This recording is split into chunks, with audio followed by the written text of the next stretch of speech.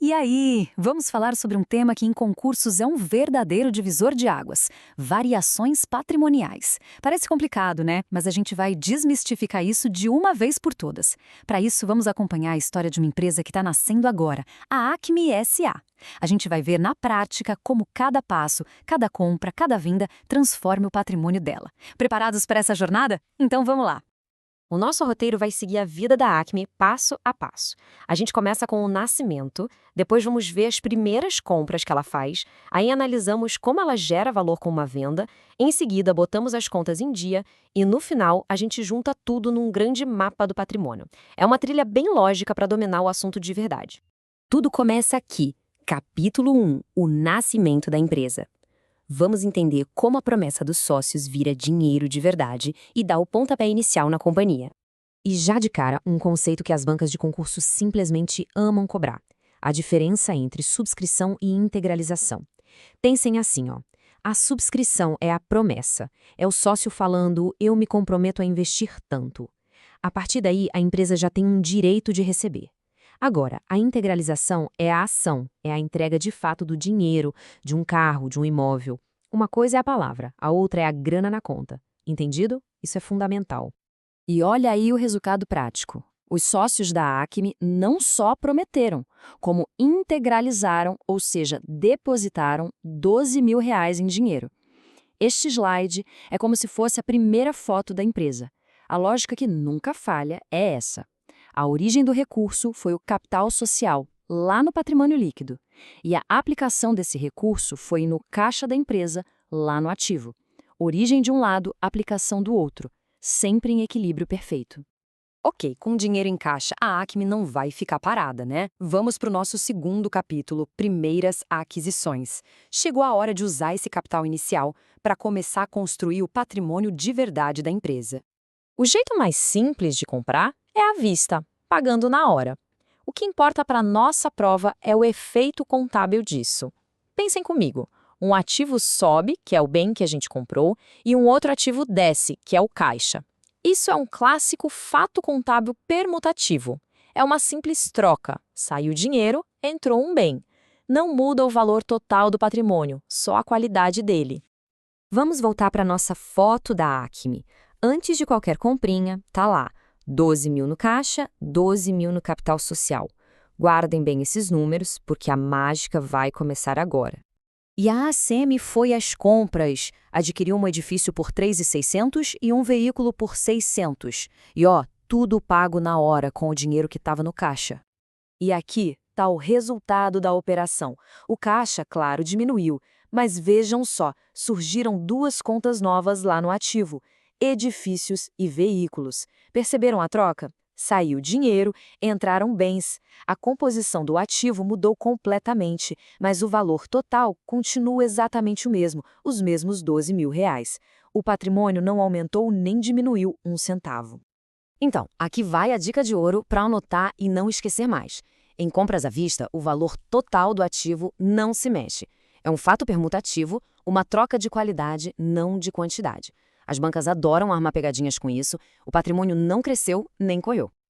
Certo, mas e se a compra for a prazo? Aí a história muda completamente. A gente adquire o bem, então o ativo aumenta. Só que como não pagamos na hora, a gente cria uma dívida, uma obrigação, lá no passivo. Como o ativo e o passivo aumentam juntos, o valor total do patrimônio também aumenta. A gente chama isso de fato contábil aumentativo. Então a Acme decidiu o seguinte: comprou R$ 6.000 em estoques.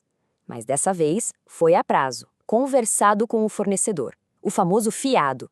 E olha só a nova foto, o caixa. Intacto, não saiu um tostão, mas agora temos estoques no ativo. E do outro lado da equação, surgiu uma dívida, a conta fornecedores, no passivo.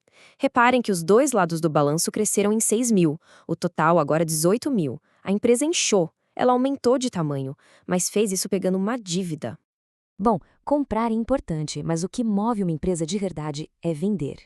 Vamos para o terceiro capítulo, gerando valor. É aqui que a mágica acontece, onde o patrimônio líquido pode finalmente crescer com o lucro. Agora a Acme vai fazer dinheiro.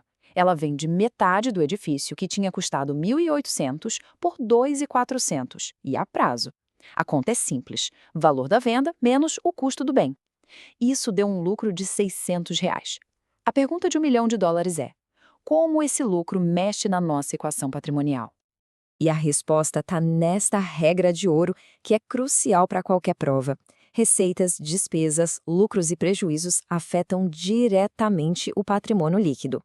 O lucro de uma venda, por exemplo, é um ganho para os donos, por isso aumenta o PL. Se fosse um prejuízo, diminuiria. É uma regra sem exceção, pessoal. Agora, respira fundo e vamos analisar o balanço depois dessa venda. Isso aqui é um fato contábil misto, porque ele mistura uma troca com uma alteração no PL. Vamos por partes. Primeiro, o ativo edifícios diminuiu em 1.800, que era o custo. Segundo, surgiu um ativo novo, títulos a receber, de 2.400, o valor da venda. E terceiro, a diferença entre os dois, o lucro de 600, apareceu lá no patrimônio líquido, aumentando a riqueza da empresa. O total dos dois lados subiu para 18.600. A vida de uma empresa não para. Chegamos ao quarto capítulo, acertando as contas. Chegou a hora de pagar as dívidas que a gente fez e cobrar o que os outros nos devem. A ACME, como boa pagadora, decidiu quitar uma parte daquela dívida com o fornecedor dos estoques. Fez um pagamento de R$ 3.900. E qual o efeito disso? Uma redução dos dois lados do balanço. O caixa, no ativo, diminuiu em 3.900. E a dívida com fornecedores, no passivo, também diminuiu em 3.900. A empresa encolheu. O total caiu para 14.700. Isso é um fato contábil diminutivo, porque ele reduz o ativo e o passivo ao mesmo tempo. Agora, a parte boa da história. Aquele cliente que comprou o edifício pagou uma parte do que devia. A Acme recebeu R$ 1.200 na conta. E aqui está o nosso balanço final. Olhem com atenção o que aconteceu no ativo. O caixa subiu em 1.200, mas a conta títulos a receber diminuiu no mesmo valor. É ou não é a mesma lógica de uma compra à vista, só que ao contrário. Um ativo, que era um direito, se transformou em outro ativo, que é dinheiro. O valor total do ativo continuou o mesmo. Outra permutação. Ufa! Depois dessa jornada toda, chegamos ao nosso quinto e último capítulo, o mapa do patrimônio. É hora de um resumo para consolidar tudo que a gente viu e não deixar nenhuma dúvida. Esse slide aqui é o mapa do tesouro. Olhem os padrões. A compra à vista e o recebimento de direitos são permutativos, só trocam uma coisa por outra dentro do ativo. A compra a prazo é aumentativa. O pagamento de dívida é diminutivo. E a venda com lucro é mista, porque mexe no ativo e também no patrimônio líquido. Estudem essa tabela, porque ela resume toda a lógica que pode cair na sua prova. E para a gente fechar com chave de ouro, fica uma pergunta, a essência de tudo que a gente conversou. Depois de todas essas trocas, compras, vendas, pagamentos e recebimentos, qual a equação fundamental que, não importa o que aconteça, deve sempre, sempre, sempre permanecer em perfeito equilíbrio? Pensem nisso.